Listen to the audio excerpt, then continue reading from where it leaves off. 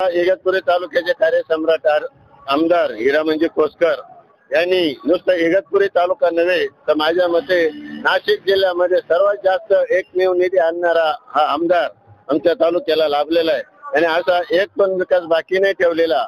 माझ्या मते 60 ते 70% रस्ते हे काँक्रिटीकरणाचे झालेले, पाण्याच्या सुद्धा सगळ्या गावागावामध्ये सुविधा उपलब्ध करून दिलेल्या आहेत। एक आरोग्य दूत म्हणून त्यांच्याकडे ओळखला जाणारा हिरामनजी खोसकर साहेब आमच्या सर्व माय माऊलीच्या मतामध्ये मनामध्ये भिनलेला आहे।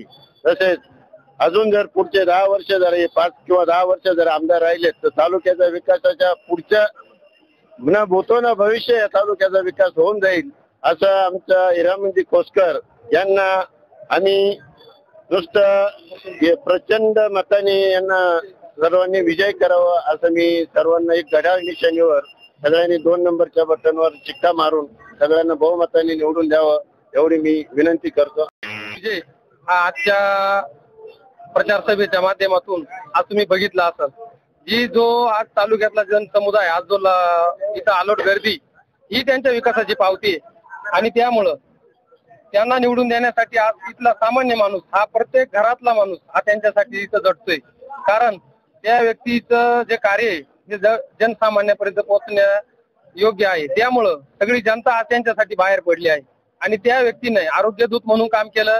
पाण्याची सुविधा असो, कोणाचं व्यक्ती काही काम असो, सुखादुःखात सांस्कृतिक कामं असो आणि कुठं क्रीडा खेळाडू असो, कोणालाही मदत करण्यात पाठीमागे त्यांचा हात राहत नाही, ते सदैव पुढे राहतात। म्हणून ही माय माऊली जनता आमची इगतपुरी तालुका त्यांना भरघोस मतांनी आणि प्रचंड मतांनी विजयी करणार आहे हा आमचा वादा आहे।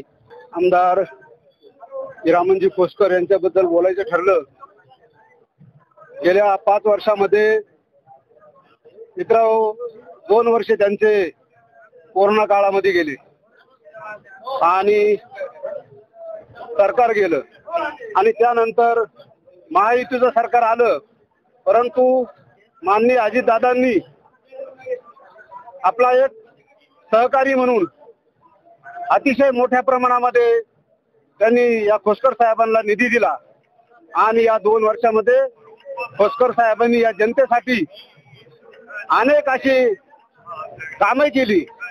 प्रत्येक गावामध्ये जाऊन, बांधावरती जाऊन आणि सगळ्यांच्या समस्या समजून घेऊन आणि कुठे पाणी नसेल, कुठे रस्ते नसतील, कुठे वीज नसेल अशी या दोन्ही मतदारसंघांमध्ये खूप कामं केली आणि आमदार साहेब म्हटलं तर शेवट तळागाळातला कार्यकर्ता आहे, शेतकऱ्यांचा नेता आहे आणि आजच्या या पब्लिकच्या हिशोबाने खोसकर साहेब आजच निवडून आलेले। परंतु माझं एकच सगळ्या मतदारांना विनंती आहे का आपण कुठलीही चूक न करता असा आमदार होणे नाहीये, इथून मागे झाला नाही आणि इथून पुढे होणार नाही। कुठली चूक न करता आपण या खोसकर साहेबांच्या घड्याळापुढील निशाणीवर बटन दाबून यांना भरघोस मताने विजय करून द्यावा हीच मी माझी कळकळीची विनंती करतो आणि माझे 2 शब्द थांबवतो। आज होऊन असलेल्या विधानसभा निवडणुकीमध्ये त्र्यंबकेश्वर आणि इगतपुरी हा आमचा मतदारसंघ एकत्र आहे आणि या मतदारसंघामध्ये माननीय हिरामनजी खोसकर यांना कमीत कमी 1 लाख विश्वासी मताची आघाडी मिळेल। त्यांनी तळागाळात जाऊन प्रत्येक माणसाचे काम केलं। कोणी असेल, आजही तुम्हाला सांगतो, आजही एक ऍक्सिडेंट झाला रात्री, एका सभेतून पोरं येत होते, खोसकर साहेब सकाळी मला 5:45 वाजता हॉस्पिटलमध्ये भेटले, त्यांना आमच्याच भागातले ते पोरं होते, त्याचं लागलं तर फोन केला मी, दादा असा तिथं अडचण नाही, 2-3 बेशू दे म्हणजे तिथंच थांब, मी आलो 5 मिनिटात आलो। म्हणजे अशा माणसाच्या मागे सगळा तालुका युतीनं उभा राहायचं असा निर्णय झालेला आहे। कुठल्याही परिस्थितीमध्ये आजही मी सांगतो का हिरामन खोसकर हे 1 लाख मताच्या निवडून येतील अशी विश्वास ज्यांनी प्रार्थना करायच्या ज्यांनी प्रार्थना करता थांबतो। या इगतपुरी त्र्यंबकेश्वर मतदारसंघामध्ये हिरामन दादा खोसकर यांची आज सभा झाली। आज या सभेमध्ये जवळजवळ 20 ते 25 हजार जनसमुदाय आलेला होता।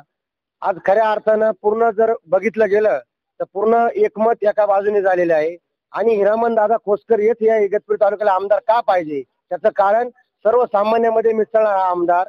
तुम्ही त्यांना वारकरी संप्रदायामध्ये जरी सांगितलं, कीर्तनामध्ये 1 तास ते कीर्तनामध्ये बसणारा आमदार, तुमच्या सुखदुःखामध्ये राहणारा आमदार, आरोग्य दूत म्हणून ज्यांनी आता काल परवा विरोधकांनी एक टीका केली का आरोग्य दूत यांना पदवी दिलेली आहे की यांनी 1 लाखाचं बिल कुठं आदिवासीचं कमी केलेलं आहे का? मी स्वतः उदाहरण देतो. माझ्या गावामध्ये एका महिलेचा मृत्यू झालेला होता. स्वतः हिरामन दादा कोसकर यांना मी फोन केला.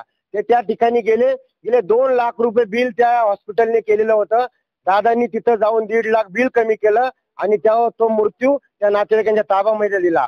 अशा अनेक गोष्टी हिरामन दादा कोसकरांबद्दल बोलता येतील, कारण का त्या माणसाची सर्वसामान्याशी नाळ जुडलेली आहे. तो नेत्यांचा वर चालणाऱ्या इशाऱ्यावर आमदार नसून तर जनतेच्या इशाऱ्यावर चालणारा आमदार आहे. तो खऱ्या अर्थानं जनतेचा जनसेवक आहे. असा आमदार आमचा इगतपुरी तालुक्याला मिळाला हे आमचं इगतपुरीकरांचं भाग्य आहे.